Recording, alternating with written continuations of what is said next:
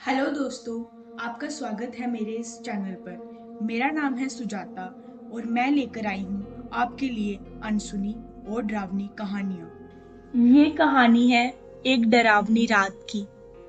ये कहानी मुझे मेरे एक सब्सक्राइबर ने भेजी है जिनका नाम बंटी है। तो बंटी ने मुझे बताया वह परीक्षा देने के लिए गुजरात जा रहा था। ठंड के दिन थे, चारों तरफ से कोहरा छाया हुआ था।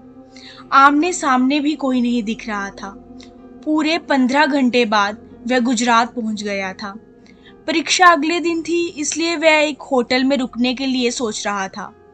रात हो गई थी और उसे कोई भी अपने बजट में एक सस्ता होटल नहीं मिल रहा था। काफी ढूंढने के बाद उसे एक सस्ता होटल मिल गया। उसने होटल में एक कमरा बुक करवाया और जब वह कमरे में गया तो देखा कि कमरे के चारों तरफ जाले लगे हुए थे। ऐसा लग रहा था कि कमरा काफी सालों से बंद पड़ा था और कमरे के अंदर का माहौल एकदम डरावना और सुनसान लग रहा था। लेकिन उसने ये सब नजरअंदाज कर दिया और उसने होटल से खाना मंगवाया और खा पीकर सोने चला गया। जब वह रात को सो रहा था तो लगभग रात के 1 बजे के करीब उसे किसी के पायल की आवाज सुनाई दी। बंटी तुरंत ही नींद से उठ गया और जल्दी से खिड़की के पास गया, ये पता करने के लिए कि इतनी रात को किसकी पायल की आवाज सुनाई दे रही है और इस सुनसान रास्ते में कौन आधी रात को घूम रहा है। क्योंकि उस होटल में बंटी और मैनेजर के अलावा कोई भी नहीं था, तो ये फिर किस औरत के पायल की आवाज सुनाई दे रही थी। बंटी खिड़की पर काफी देर तक खड़ा रहा, लेकिन उसे कोई भी नहीं दिखाई दे रहा था। फिर उसने अपने कमरे से मैनेजर को फोन किया और बताया कि मुझे इतनी रात को कब से किसी की पायल की आवाज सुनाई दे रही है, आपको भी दे रही है क्या? मैनेजर ने कहा, नहीं सर, ऐसी कोई बात नहीं है, आपको हवा से ऐसा लग रहा होगा। वैसे भी जंगली इलाका है, यहाँ पर हल्की हवा भी बहुत तूफान जैसी लगती है। आप सो जाइए, ऐसी कोई बात नहीं है।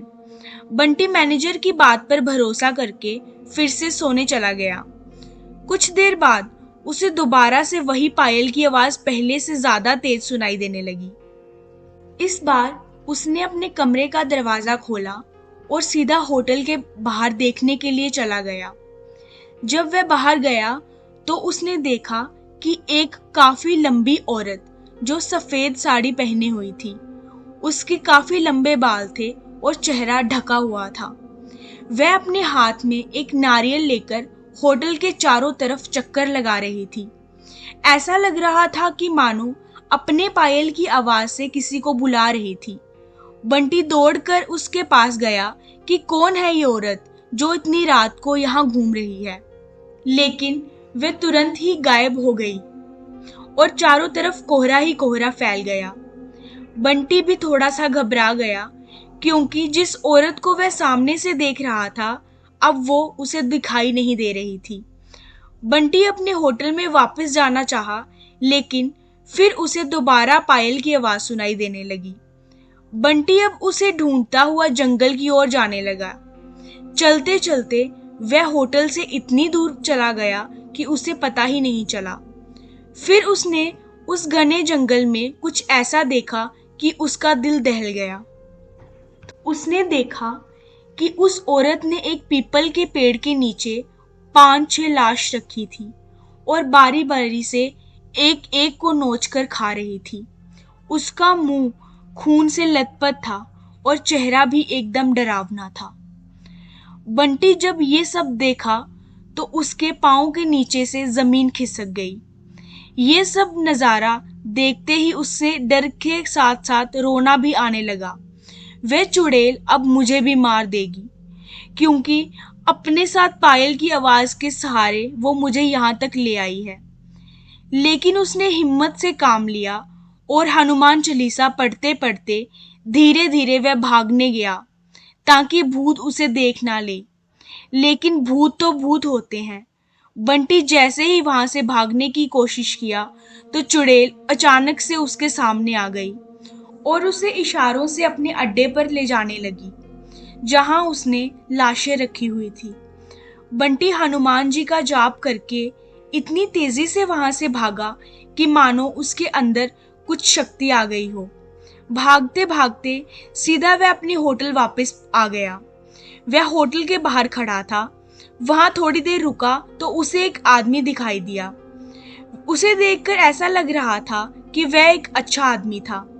वह बंटी के पास आकर बोला, अरे भाई, क्या हुआ? तुम इतने डरे हुए क्यों हो? बंटी ने सारा किस्सा उस आदमी को सुनाया तो उसने बताया कि भाई, तुम बहुत किस्मत वाले हो जो तुम आज यहाँ पर खड़े हो। वह भूत किसी को भी नहीं छोड़ती। और तुम इस होटल में क्या कर रहे हो? इसको तो बंद हुए काफी साल हो चुके हैं। बंटी ने जब उस आदमी की ये बात सुनी तो उसके डर के मारे पसीने निकल गए।